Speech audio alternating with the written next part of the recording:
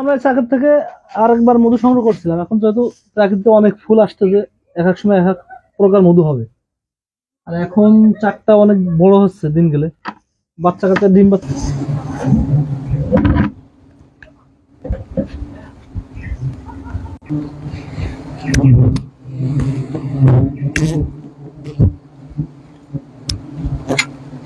পক্ষ থেকে আমি নিজে কালেক্ট করি।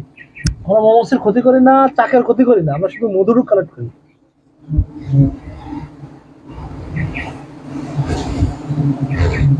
সঙ্গে থাকলে আপনারা ন্যাচারাল যে মধুর বৈশিষ্ট্যগুলো এবং ন্যাচারাল মধুর কালারগুলা কোন সময় কোন ফুলের মধু হয়ে থাকে আমরা আস্তে আস্তে আপনাদেরকে বিভিন্ন জেলার থেকে জানিয়ে থাকি।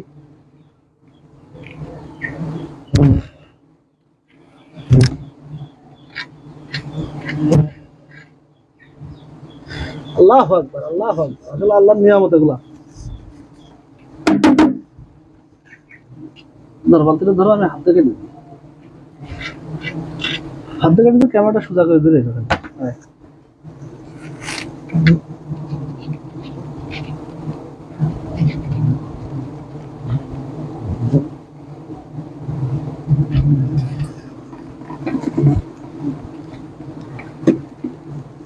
আসলে অসাধারণ। আল্লাহু আকবার। দেখেন, আসলে আপনার এখন সিজনাল সময় আমাদের, যেহেতু আমাদের দেশে 7 মাস মধু হয়ে থাকে। আপনারা যখন চাক সহ মধু নিতে চলে, আমাদের সঙ্গে থেকে মধু কালেক্ট করে নিতে চলে, খোরশেদানির পক্ষ থেকে সিজনের সময় যোগাযোগ করবেন। যখন সিজন চলে যাবে তখন কিন্তু 1 কেজি মধু যদি আপনারা 50,000 টাকা বলেন, আমরা দিতে পারবো না। তাহলে আমরা মধুগুলা কালেক্ট করে রেখে দেবো।